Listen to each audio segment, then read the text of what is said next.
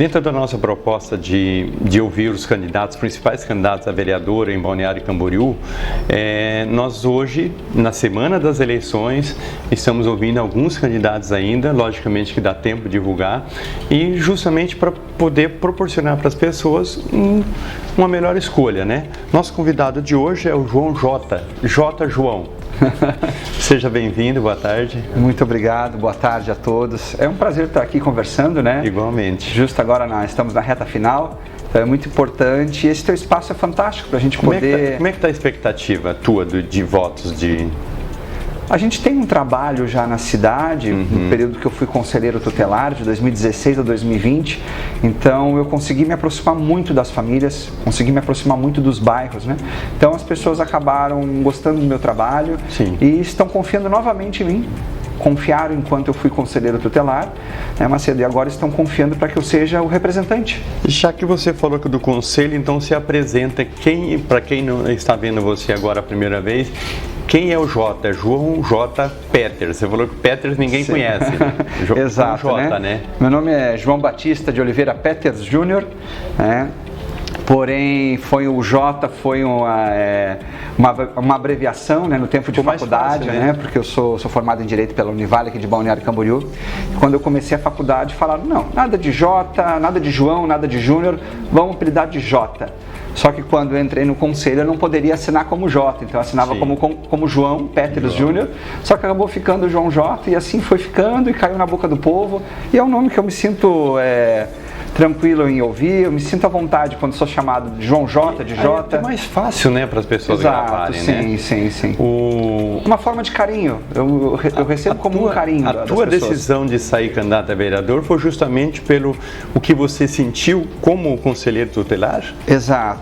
Por eu estar trabalhando, e o conselheiro tutelar, ele é um órgão autônomo. Sim. É um órgão autônomo que trabalha, tem uma lei federal que institui o conselho com suas atribuições. Sim. E ele tem que seguir o que está na lei. Então eu senti a necessidade de poder participar de uma Câmara de Vereadores e poder fazer projetos, porque antes, enquanto conselheiro, eu tinha que trabalhar com as ferramentas que me davam. Exato. Então agora, na Câmara de Vereadores, eu quero poder criar ferramentas. Existe muitas coisas limitadas também, Exato, né? Então algumas coisas são limitadas, outras nem tanto, mas eu quero poder ampliar. Hoje se concentra onde os problemas do conselho? Vamos falar do conselho tutelar um pouquinho, que talvez é um assunto que interessa muito as famílias. Eu sei que você tem votos nas famílias. Qual é o tipo de problema que você encontrava mais? Hoje nós temos diversos direitos violados, né? Porém nós temos, o Estado viola muito o direito da família, o direito da criança e do adolescente. Porém, quando a negligência, ela é muito grande por parte da família. As famílias são muito negligentes. Às vezes o Estado fornece... Deixam jogados. Exatamente. O Estado fornece a escola, fornece a creche, fornece todo... Garante seus direitos que estão na Constituição, Sim. Porém a família não se preocupa. Aí é onde entra o conselho. Então às vezes a família ela não entende que o seu filho precisa estudar.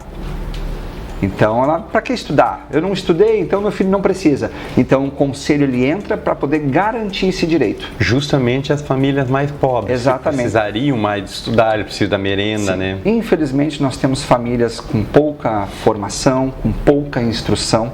Eles não entendem, né, que os tempos mudaram, né, Macedo? Sim. Mudaram, então a gente precisa colocar eles na escola, a gente precisa instruir eles mais, né? Formar eles cidadão. Eu acho que a única coisa que forma um bom cidadão é uma boa educação, né? Exato. Independente de onde você vem, Sim. né? De origem, você pode estar numa origem de uma favela ou de um alto prédio da Atlântica. Se você não estudar, você vai se tornar pouca coisa. Eu, nesse tempo de conselheiro, eu me aproximei muito das escolas. Eu estava muito presente, principalmente ali com os alunos que começam, quando saem da infância e se tornam adolescentes, ali com 12 anos, então a gente precisa estar próximo deles, né? Sim. Que eles já começam a desenvolver outros pensamentos, eles já começam a entrar de repente, numa má influência de amigos, né? De vizinhos. Começa a querer ganhar o mundo, mas nem sempre as portas abertas são as melhores. Exatamente. Aí eles não têm suporte, eles não têm uma instrução, Sim. não têm aquela educação adequada dentro de casa, né? Até porque quem educa é a família, não é a escola. A escola está lá para formar um cidadão, né? Formação. Então a gente tem que trabalhar muito. E eu atuei muito conversando com os alunos. muito com esses Inclusive, uma das adolescentes. propostas tuas que você colocou dentro do teu plano de trabalho é descentralizar um pouco, criar um novo, ou reforçar o Conselho Tutelar, porque hoje tem uma sede só, né? Exato. A legislação sempre permite que tenha um Conselho Tutelar com 5 conselheiros. E depois você pode ir criando conforme a demanda da cidade. Isso é uma atribuição do Executivo. Tá? Não, é uma atribuição do Executivo. Você acha que hoje a demanda da cidade exige sim, mais um? Exige mais um, até pelo fato de nós sermos uma cidade de trânsito, uma cidade de muito turista. Então, a gente tem hoje, acredito que próximo a 150 mil habitantes. Mais ou menos isso. Mas só que quando você chega no final de semana, num feriado prolongado, para chegar a 300, 400 mil pessoas é muito fácil. Então essa demanda toda ela compete ao Conselho. Sim. Qualquer direito violado vai competir ao órgão. Só que a gente precisa dividir, a gente precisa, e na verdade quando eu digo é facilitar o acesso das famílias da região sul, né, para uma política pública de qualidade. Sul, você diz Barra, exato, São Judas. Isso, para as pessoas que nos assistem poder ter uma ideia, da ponte para lá. Da ponte para o sul, né, da cidade, né, Praias Agreste, Nova Esperança, São Judas, né, a Barra. Passarela da Barra atravessou já ali. Exatamente, que contemplam aquela região. Muitas pessoas acham que tem pouca gente, mas é uma população bastante grande. Inclusive a Barra, ela tem uns morros ali que tem um pessoal com bastante problemas sociais, né? Nós temos uma demanda muito grande naquela região, muito grande. Nos 3 bairros ali principais, São Judas, Nova Esperança e Barra. O Nova Esperança teria uma área também do Barranco que eles falavam, né? Sim, pega ali, se encontra com o bairro o Barranco São Francisco, né, de Camboriú, né? Isso. Então ali tem o Jardim Denise, que também são 2 ruas bem grandes, né?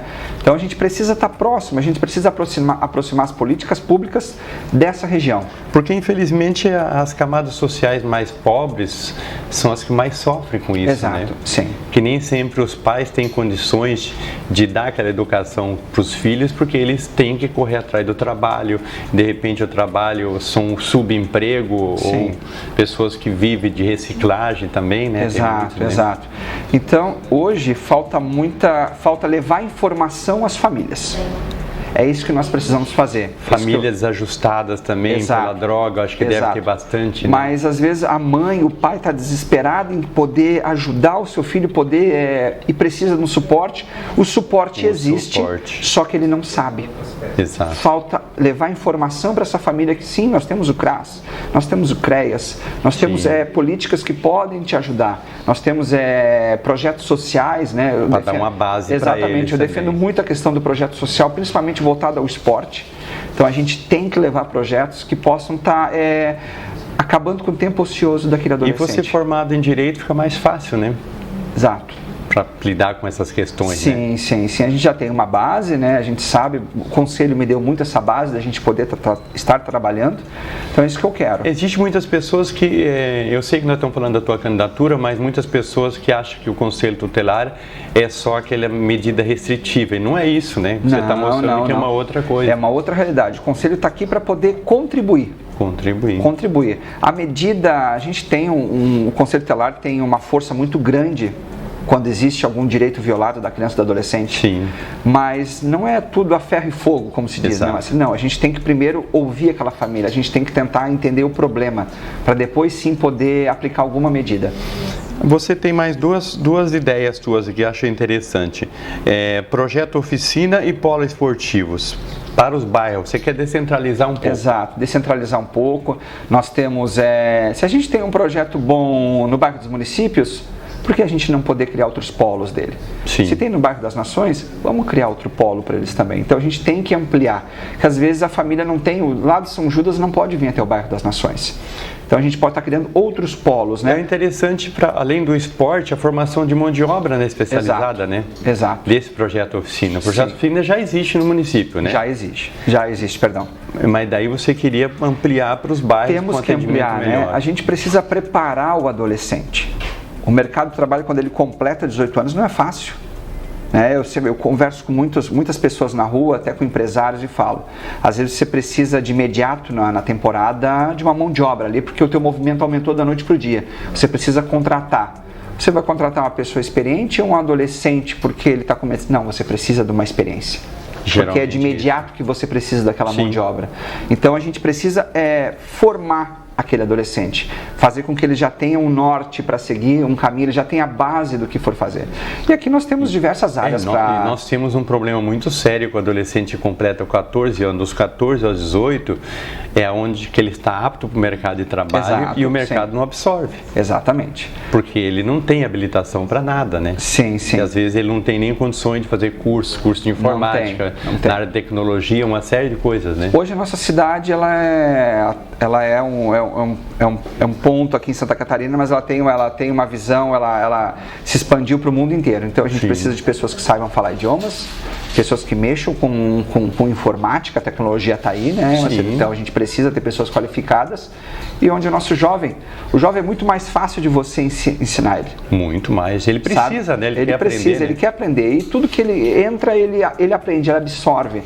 Então, esse ano passado, não sei se esse teve, mas houveram cursos na área de panificação, né? Sim, fantástico. Né? Porque eu digo que manipulação de alimentos. Exato, eu digo, as pessoas às vezes pensam que somente quem tem um diploma numa universidade que é digno. Não. A gente precisa de um bom recepcionista de hotel, a gente precisa de um bom pedreiro, a gente precisa de um bom padeiro. Por que não formar essas pessoas? Por incrível que pareça, que às vezes as construtoras têm dificuldade de contratar carpinteiro. Carpinteiro, exato. Que é uma profissão que as pessoas achavam que antigamente tinha muito carpinteiro e hoje se usa demais. Deus, mas se a gente analisar hoje pelo nosso mercado de trabalho, quanto que ganha um carpinteiro? Super muito bem. Quanto função civil toda paga bem, né? Paga bem. Quanto que ganha um pedreiro? Dependendo do pedreiro, mais de 5, 6, 7 mil reais por mês para gerenciar uma obra. Sem ter essa oportunidade de chegar. Exato. Acho que é interessante para o jovem, para ele ver que ele tem esse caminho bom, né? Por que o jovem não ser um pedreiro? Por que uma jovem não ser uma gerente de hotel? Está falando 2, 3 idiomas, espanhol, inglês, português, por quê? O sindicato de hotéis também, curso de camareira, curso de arrumadeira, uma série de coisas, acho que isso é interessante. É isso que eu quero aproximar. Pegar o projeto Oficinas, que é fantástico, só que a gente precisa ampliar eles. E também a parte a parte esportiva, né? A parte esportiva do esporte que tira o jovem da ociosidade, né? Eu sou apaixonado pelo esporte e a gente tem que fortalecer. Eu sou próximo de um instituto que realiza um projeto social fantástico, né?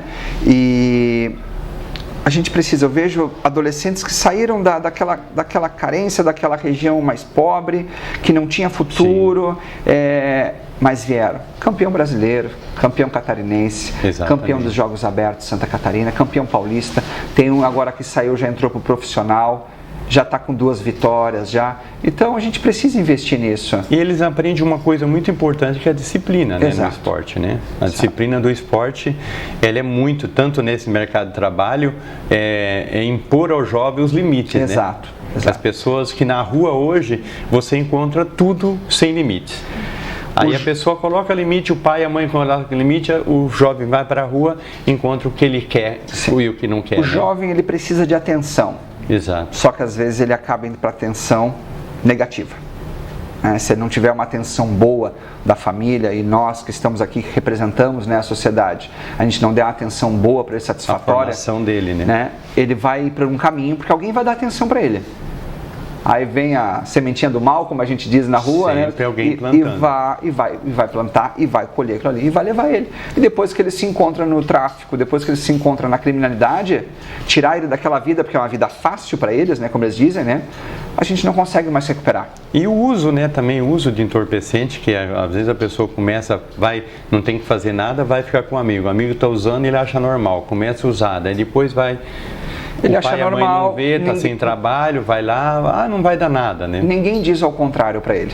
Ele usa a droga, ele volta para dentro de casa, a família sabe que ele está naquele mundo, mas ninguém diz para ele sair. Ninguém busca um auxílio do Conselho Tutelar, das nossas políticas públicas do município. E às vezes quando procura já não está tendo muito jeito, né? Existe uma escala, um escalonamento de uso de droga que chega no momento que é difícil para você trazer de volta. Outro dia eu ouvi que vamos internar todo mundo, vamos internar todos os adolescentes, internar as mães, internar os pais. Não é assim, gente, só um pouquinho. Se a gente pegar desde a raiz lá, talvez a gente consegue combater aquele mal. Sim. Não é só esperar com que eles cheguem no seu limite da vida, no limite da droga, e a gente pega aquela vida e vamos jogar numa clínica, não? Então vamos trabalhar para que isso se evite. E é interessante também você ver no seio da família, né? Porque às vezes você não adianta, é que a gente fala, não adianta você tratar aqui, sendo que aqui no início, a família, ele volta para lá e está estabilizado, ele volta ao mesmo problema, né? Isso, exatamente. Então é um trabalho bem interessante, né? Idosos, inclusive você tem um trabalho para idosos também, né? É mais ou menos parecido com isso, uma descentralização? Podemos dizer que sim, né? Nós temos a menor idade e temos depois a melhor idade, né? Então a gente tem que dar uma atenção para os nossos idosos. Hoje eu respeito muito o trabalho que a Secretaria da Pessoa Idosa aqui em Balneário desenvolve. Mando um abraço para o nosso secretário Paulo. O trabalho deles é fantástico, porém a gente precisa descentralizar. A gente precisa expandir. Eles têm hoje, acredito que quase 40 atividades semanais. Claro que agora a secretaria está fechada devido à pandemia, né? Ao risco que é para os idosos manter aberta. Porém, quando retornar, a gente precisa expandir. A gente tem essas atividades no centro, mas a gente tem idosos na Nações, Araribá, Pioneiros, temos idosos na região sul.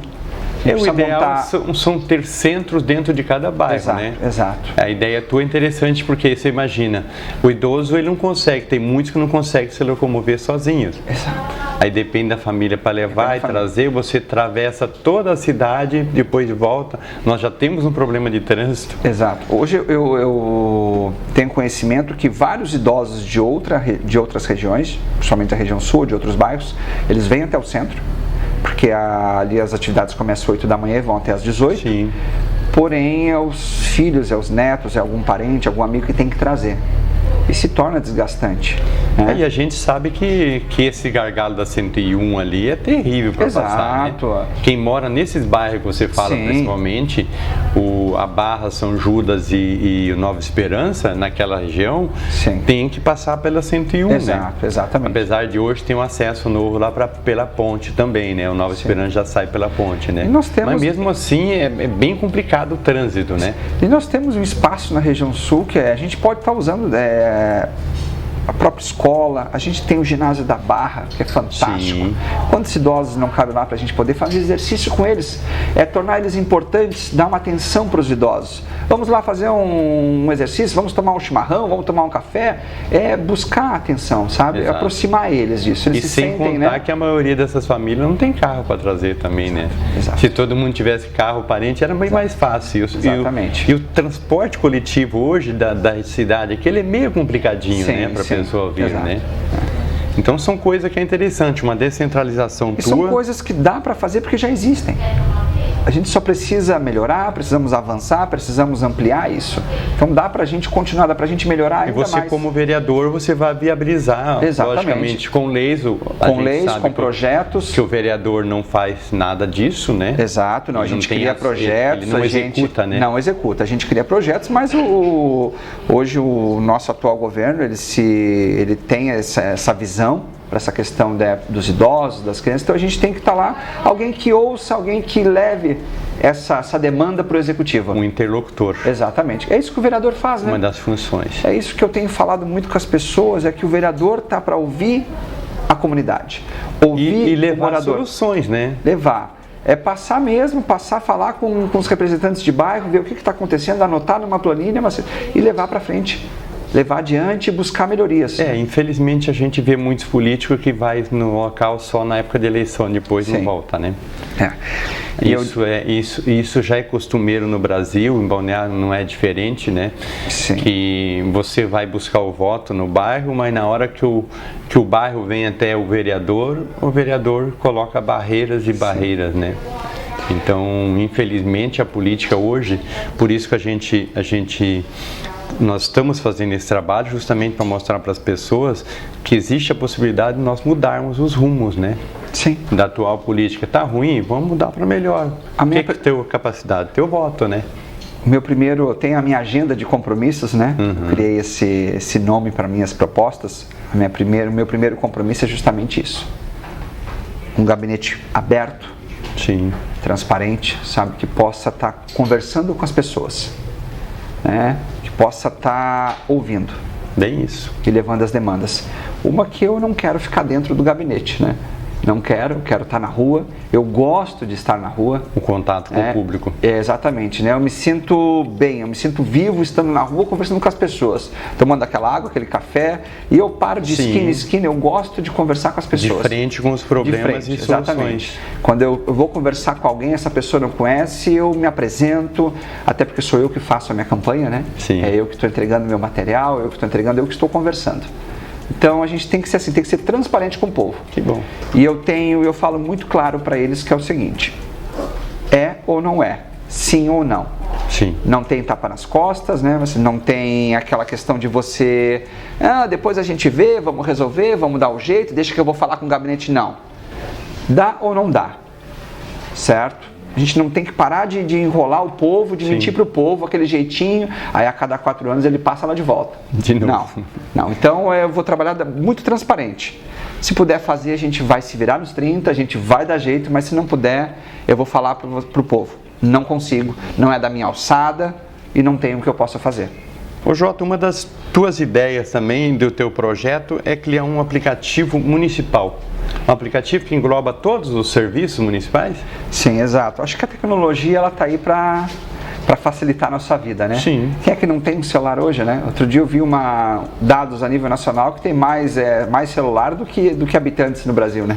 Tem pessoas que têm 2, 3 celulares. Exato, né? Então hoje é muito difícil você encontrar uma pessoa que não tenha um telefone, que não tem acesso às redes sociais, que não tem aplicativos. Então a gente precisa avançar com a tecnologia na cidade. Isso a gente pode englobar diversos serviços. Educação, saúde, obras, turismo, a gente precisa ampliar. Segurança. É fácil. Quer fazer uma denúncia? Todo mundo sabe usar, né? Exato, todo mundo sabe usar. Até aquela senhorinha que está lá com 80 anos, exato, ela está em casa, ela está mexendo, ela está no WhatsApp, ela tem Facebook, ela sabe mexer. Então a gente precisa avançar com isso, e isso facilita muito, né? Facilita para o administrador, né? Para o bom administrador facilita. Sabe? Então vem aquela denúncia, vem aquela demanda e ela retorna para a pessoa, né, para o cidadão. Então isso é muito importante, a gente tem que estar próximo disso. Hoje você está no Partido Podemos, né? Partido Podemos. Com o Fabrício. Com o prefeito Fabrício, né, que é candidato à prefeitura novamente. Então, como você vê a possibilidade de eleição dos candidatos hoje? Nós temos 3 frentes praticamente, sim. né?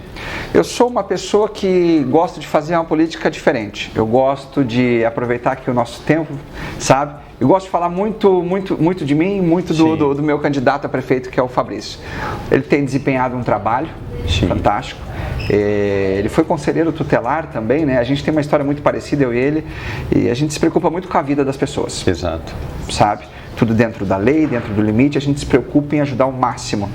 Então, ele tem feito um trabalho excelente nesses 4 anos. E ele tem uma aceitação muito boa dentro da nossa cidade inteira. Então, acredito muito na reeleição dele.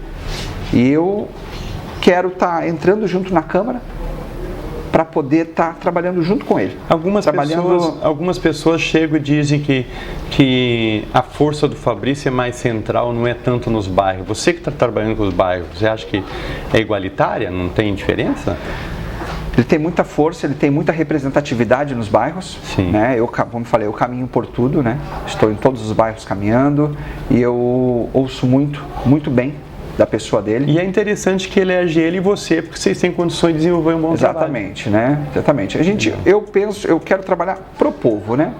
Então eu quero estar levando demandas boas e sei que ele compactua das mesmas demandas que eu levanto, das bandeiras que eu levanto, né? Então vai ser um trabalho muito bom de estar fazendo ao lado dele. Então, para a gente encerrar, Jota, queria que você desse um recado final para os teus eleitores, para as pessoas que estão nos assistindo, que é um canal diferente, né? É a TV Litoral News, que você pode ver através do aplicativo TV Litoral News, e também na tua Smart TV através do portal. O portal de notícias que nós já temos em Balneário Camboriú já há 11 anos e meio, vai fazer 12 anos em março, né? Então a marca Litoral News com certeza vocês conhecem, e esse daqui passa a ser um documentário, né? Sim. que vai ficar aqui daqui 4 anos, olha, o Jota prometeu isso. Sim, sim. Já imaginou? Na tua reeleição depois, falar, olha, eu prometi lá e eu fiz tudo isso. Sim, exato, exato. Um recado final para o teu eleitor. Quero falar com você, eleitor, aqui de Balneário Camboriú, que está nos acompanhando pela TV Litoral News. É muito importante eu estar aqui com vocês, conversando e podendo me expor, podendo, como eu digo, dando a cara para bater e conversando com a comunidade. Sou Jota, estive como conselheiro tutelar e me preocupo muito com a vida das pessoas. Me preocupo muito em poder estar frente a essas famílias e poder contribuir de alguma forma. E eu na Câmara de Vereadores é isso que eu quero fazer.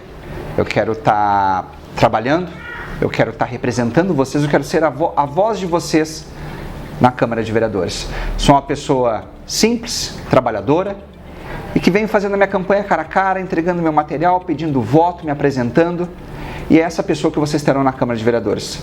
Sou uma pessoa muito direta, responsável, dedicada. Sou uma pessoa que não gosto de prometer algo que eu não possa cumprir. E essa minha agenda de compromissos é um trabalho que eu quero ter com vocês, que eu quero poder levar adiante para vocês. Claro, quero ter a ajuda de outros vereadores que possam vir a pensar da mesma forma que eu, para a gente poder contribuir para a nossa sociedade, contribuir para que Balneário avance ainda mais. Então, faltam poucos dias para nossas eleições e eu quero pedir o seu voto, quero pedir o seu apoio, que você me conheça pelas redes sociais, é João Jota, e possa estar multiplicando o nosso nome para que dia 15 a gente possa poder alcançar e poder, dia 1º de janeiro, poder trabalhar por vocês. É o que eu quero fazer, trabalhar por cada um de vocês. Então, para Balneário avançar ainda mais, eu peço o seu voto para o 19222, João Jota. Nosso agradecimento especial à loja Drops de Menta, que nosso estúdio funciona no 2º piso, no 1º piso, no piso superior da Drops de Menta, né? Na Avenida Brasil, esquina com a Rua 15, no Calçadão. Floricultura Beija-Flor, que sempre está nos decorando com belíssimos arranjos. Restaurante Cantinho do Céu, que é na Rua 904, número 45. E também a Iva Salão de Cabeleireiro, na Rua 1500. Jota, muito obrigado por você estar aqui. Nós estamos na semana das eleições, falta 4, 5 dias, né? E quero desejar sorte, né? Você e o teu prefeito. Exato. Eu que agradeço pelo espaço. Faltam poucos dias mesmo e a gente tem que correr atrás, a gente tem tempo ainda, por mais que falta poucos dias, mas a gente tem tempo para poder conversar com o eleitor, conversar com a nossa comunidade. E eu peço voto para o Jota, 19222, e para o meu candidato a prefeito, Fabrício e Carlos Humberto. Gente, brigadão mais uma vez, está aí mais uma opção de voto, excelente opção de voto para vocês, e uma boa escolha e boa tarde. Boa tarde.